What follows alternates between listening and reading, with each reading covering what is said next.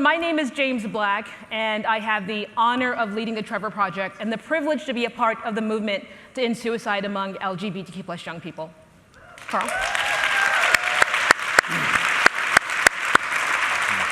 Hi, everybody. I'm Carl Nassib, former NFL player, founder of Raise. I'm on the board of the Trevor Project. Have had the honor of serving this organization for the past 5 years. Lucky to be on the stage with Jaymes today and to share a little bit more about our experiences and kind of round out this session and, have a great time. So let's get into it. So Carl, something historic happened in 2021. Yep.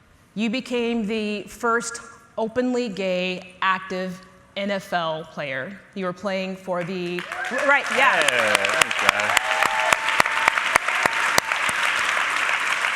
You were playing for the Las Vegas Raiders. Yep. And rightfully so, you could have kept the attention on yourself because you had a right to tell the story about your incredible journey. Instead, you turned the focus to the Trevor Project. Yep. And you donated $100,000. And then the NFL in turn matched that $100,000. Yeah. So, and that led to our long-term relationship that we've had with the NFL since 2021. So my question to you is that there are so many nonprofits that you could have selected to support. Yeah. Why the Trevor Project, and can you take us back to what it felt like 5 years ago? Absolutely, thank you. I knew I wanted to do it for quite a while. I actually wanted to do it earlier than 2021. And when I mustered up the courage, when I talked to my people and got everything ready to go, I was so excited because for the first time, I was viewing it as a celebration and not this dreadful experience. And a lot of times when you're the first to do something or they label it as that, you can draw a lot of attention, and I wanted that attention to go to a good cause. And having this moment where it wasn't about me and it didn't need to be this big emotional thing. I'm not sure if people saw it. It was less than 60 seconds, put it on my Instagram. And the response was just amazing. And, as we know, it got a lot of attention. So much of it was able to go to the Trevor Project. And I chose Trevor because I just cannot tell you how much I have benefited personally from the people in our community that have come before me. And I really wanted to pass that on. I really wanted to look out for the next generation. And so the Trevor Project was the obvious choice. I was so impressed by the ability for the organization to do both direct services, crisis intervention, while also looking towards long-term future solutions. And I don't see a lot of organizations investing in both. So now as a board member, I see it firsthand. We're so lucky to have you. And it's crazy, it's been 5 years, 2021, seems like 2 minutes ago, but I still get to be up here with you. And in 2021, you also had a major moment. You became the first Black CEO of Family Equality. And then in 2024, give it up. And then in 2024, we were so lucky to have you join the Trevor Project. And I would love just to hear more about those experiences, how you kind of use that to be your superpower, and just that whole journey to today. There's something almost poetic and ironic about being a first when the majority of your life you were told that you should be last, that you're supposed to be last. And you've seen that play out in your life in many ways. The last to get picked, on the playground, the last to figure out who I was. When my peers were graduating high school, I dropped out of high school. And so you are seeing this last and late bloomer narrative sort of play out in your life. And then when you become a first, it's like this whiplash effect. Yeah. It's like, what is going on? And when I became the first Black CEO of Family Equality and then the first Black CEO of the Trevor Project, I understood what was happening or the gravity of the situation. in real time, and I certainly felt pride. And at the same time I was feeling the pride, then I started feeling a weight, a heaviness. And it was like I signed a contract that no one knew about. And the terms and conditions of the contract were, don't mess this up. They were, you are not only representing you, you're representing every person who's ever had an experience like you, or everyone who looks like you. You are meant to outperform and prove yourself over and over again. And not only do you have to be good, you have to be undeniable. I mean, we talked about that. Yeah. Like, even now more today, the getting branded a DEI hire, where you're not even held up to the same standard as, you know, a peer who looks like the cookie cutter CEO. And that was my fear. Exactly, It's, you know, how do you gain the respect of people when you are the first Black something to step into these roles where someone who doesn't look like you, who has never been in this role. So that was a burden, that was a heavy burden, and it's not the most effective way to lead because you're holding this burden. And so what I had to realize, number one, is that this whole narrative of being last is constructed, and I didn't need to hold on to that and believe that anymore. And I also had to shed this weight of this heaviness of holding these burdens. And I've reframed what it means to be first. To me, what it means to be first is to be a door opener. It's my responsibility to open the door, and it's my responsibility to ensure that that door never closes. And that the next Jaymes or the next young queer person who wants to be the next CEO of the Trevor Project understands that there's a roadmap and there's a path for them through the work that I do. I hope I can be that model for them.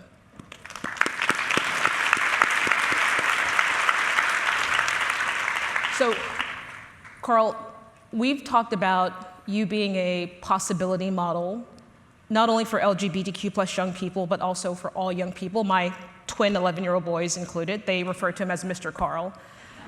They're not happy that I'm here with him, and they're at school. And we've talked about how you are a model not only for queer people, but for all people. And you've had some powerful conversations, unexpected conversations since coming out in the most unexpected places from people who you would never believe were inspired by your story. And I'm wondering if you can recall and share some of those stories with everyone and how those affected you. Absolutely. I mean, there are so many. It's by far the most rewarding thing of the last 5 years is having people come up to me, tell me a little about their story. One of the funnier ones was I was in line at Chipotle, and I could tell this guy behind me kept looking at me, and I was in my hometown. I didn't know what he wanted, and so I checked out. I was trying to hustle to get out of there, and he stopped me, and he approached me. He said, "Hey, I just, came out to my mom yesterday." And I said, "Oh, that's amazing, congratulations." And he was like, "Yeah, I watched your video right before I did it." And then I said to him, "You're trying to make me cry in a Chipotle right now." This is insane. And so maybe like 2 days later, my dad calls me, and he's like, "Oh, our neighbor down the beach, she came up to me crying. Her son came out there, her entire family, and she just came up to thank me." And my dad is a frat boy football star, so for him to get that was pretty remarkable. And it's still happening, you know what I mean? Just a couple weeks ago, I was in a sports bar. I live in Manhattan, and I was in a sports bar, and the majority of the conversations I get in the sports bars are, "Hey, yo, Nassib, loved you on the Raiders." And I'm like, thank you. But it was great. This guy came up to me, and he was like, "Hey, Carl, just want to thank you. My brother came out to me because of that." And it was so special because it came from a person who you wouldn't expect to kind of bridge that connection. And I think so often nowadays, we're at the polarization, the picking sides, there's just so much of a focus on things that make us different, and instead of the things that we all have in common and that we just don't know that we have in common. And so we have to just kind of remind ourselves of what's possible, and things that we used to think are impossible are actually very much in the realm of what we can accomplish together. So I've got a ton of those stories, you know what I mean? And it's been a, incredible journey. And talking about what's possible. I've heard you speak about it, and Jaymes is an incredible speaker. I'm trying to keep up, and you've talked about the power of possibility before, and I've heard you speak about it. So I would love to hear more about that and what your take on it is. Well, I was thinking about what you just said about these unexpected conversations, and in the most unexpected places, in a sports bar. Someone who has different beliefs, perhaps, than you, but they were inspired by your story. And I believe that one of the responsibilities that we have as First, we can use this platform to also bridge the divide, to bridge the political divide. And so I just have a question for everyone. Who's tired of division? Thank you. Who would love to connect on our shared human values, our shared humanity? Who would love to connect more of that? Exactly. And I see that's a responsibility of being a First. In fact, one of my favorite poets is Audre Lorde, and she said, "You do not have to be me in order for us to fight alongside each other, and I do not have to be you in order to recognize that our wars are the same." And so when I think about being a First and a possibility model, I think about not only am I representing what's possible to the communities I'm a part of, I think I can also represent what's possible to the broader audience, the broader community, the country, that the walls that we've been told are permanent are not. And look, I've learned that you can have different political beliefs and someone can still be moved by your story. You can have a totally different belief on an issue area, and you can still connect on a shared experience. So, I've learned that my responsibility as a First is to ensure that I'm telling my story, but I'm telling the story in a different way. Totally.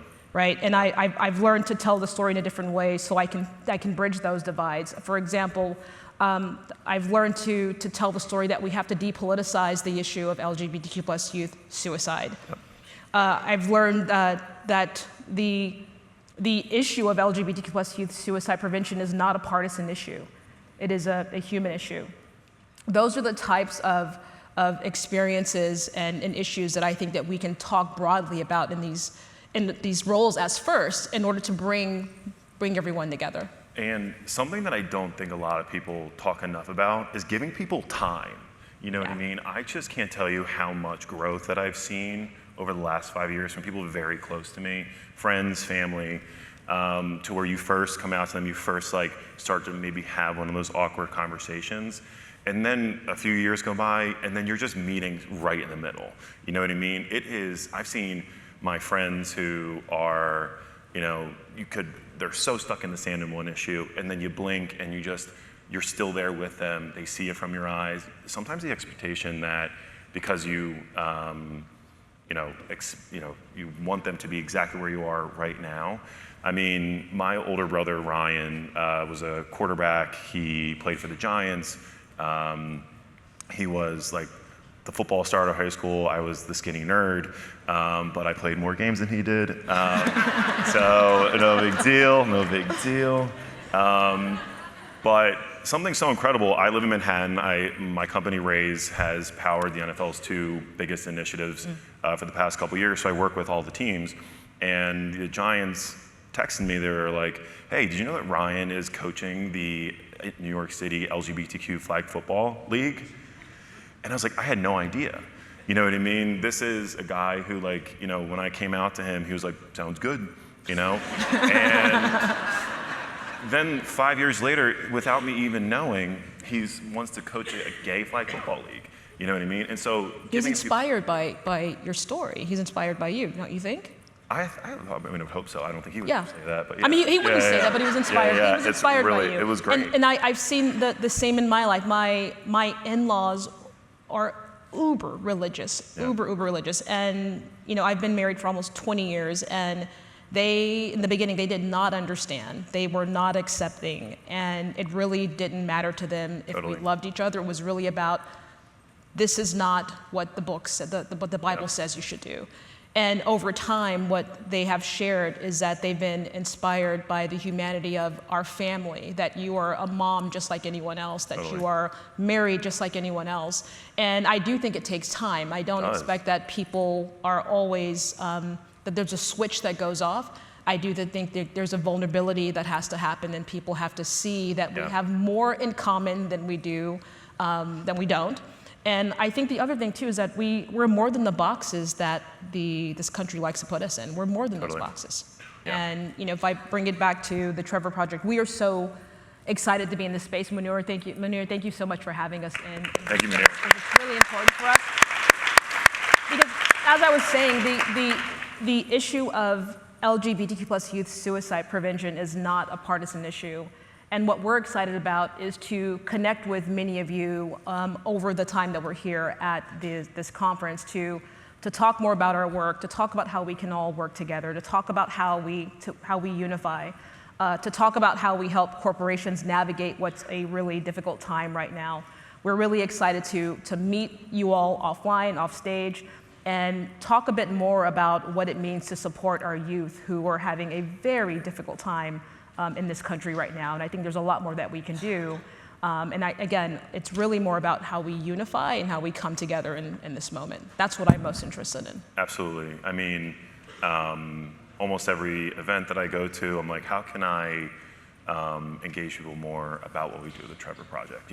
When we get the support of people in our community, of our allies, we are so thankful for it. It is, our responsibility to find counselors, to support them, to engage with them, so that they're on call, ready to go when our youth need us the most. And that takes critical funds, that takes the support of a lot of people. And so we never, ever take that for granted. But I just wanted to ask, what is being a first, what is the most surprising lesson that you've learned, or the most surprising sort of aha that happened as you have been on the 5-year journey of being a first? Yeah, I think how long I've been able to talk about it. You know what I mean? I was not expecting it to last more than a couple months. You know what I mean? I chose the time strategically. I wanted to, like I said, I wanted to come out the year before. I waited a year, and then have just been supported so much over the last 5 years. And getting opportunities to tell my story, talk about things, and shine a light on incredible work is something I really never, ever expected. I love that. Well, Carl, I am also inspired by you. And Carl and I have also, you don't often see folks who look like us on the stage together, and we've talked about, you don't, He's right? actually wearing my shoes right and now. I am wearing his shoes. And we talked about that. We're like, we need to coordinate a lot better than we did this time. But we're so lucky to have you as a board member of the Trevor Project, and I'm so lucky to share this experience with you. So thank you so much to you, and thank you to all of you for coming to this session. Appreciate it. Thank you.